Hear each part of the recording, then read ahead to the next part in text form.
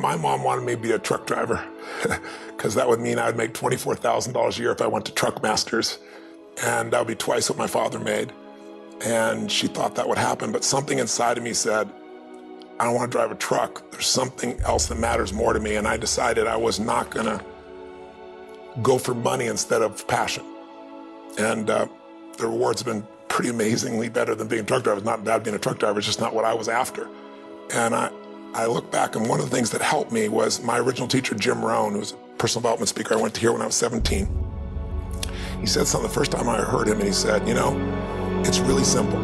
If you want life to change, you gotta change. If you want life to be better, you've gotta get better.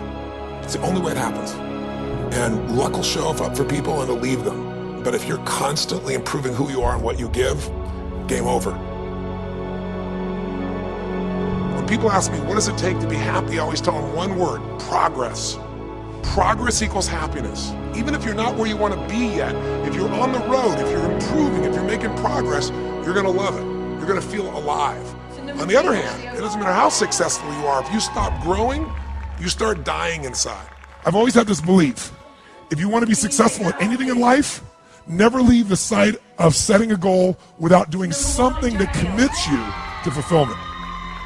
If you get, like, you're in state, right, when you do something. While you're in state, that's the time to commit yourself to something that makes you follow through. So I'd call somebody up, I'd schedule something, I'd lock in the next meeting, I'd sign up for the class, I'd enroll the guy who was gonna mentor me, I'd set the meeting with a mastermind of people I met. I did something so that whatever I committed to, there was something when I went home that would pull me there. It's structured. This could be the greatest time you ever live if you control what you focus on, if you find a more empowering meaning, and if you decide to model the actions of those who succeeded before you. It can be the best financial time, the best emotional time, the best spiritual time of your life, but you better take control of your state. And if you think you're gonna do it just by today, you're wrong. You're gonna need to get yourself some rituals. Right now, every one of you in this room is controlled by your rituals.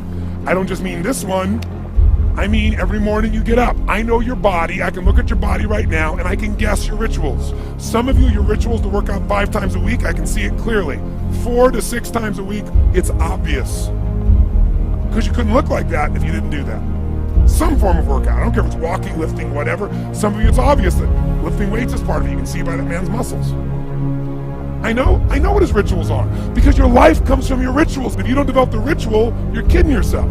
How many agree with me on this? Raise your hand and say, I. And there are rituals that put you in state, and there are rituals that take you out of state.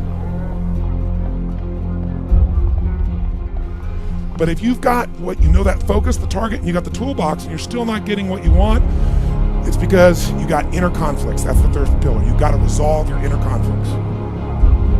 Because that, as I try to explain to you, 80% of success in anything is your psychology, and 20% is the mechanics. So those inner conflicts are when you take 2 steps forward, you pull 3 steps back, right? When you say, boy, I'm totally committed to this, but you don't follow through. This is my expertise, the why guy part. Why? Why do you keep saying you want this? You have crystal clarity, you have the tools, and you're still not getting it? There's a conflict in you. Align your life with what is most important to you.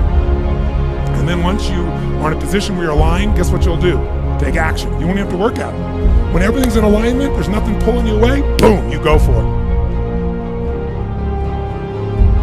Progress comes when you tell yourself the truth and you're able to feel the uncertainty and take action anyway.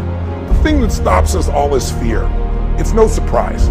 Fear of failure, fear of rejection, fear of the unknown, fear of not looking good. And that fear we could translate into the simple thing of uncertainty.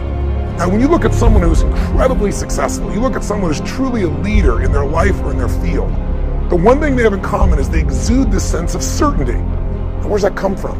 Is it inborn? Are they lucky? Are things just going their way?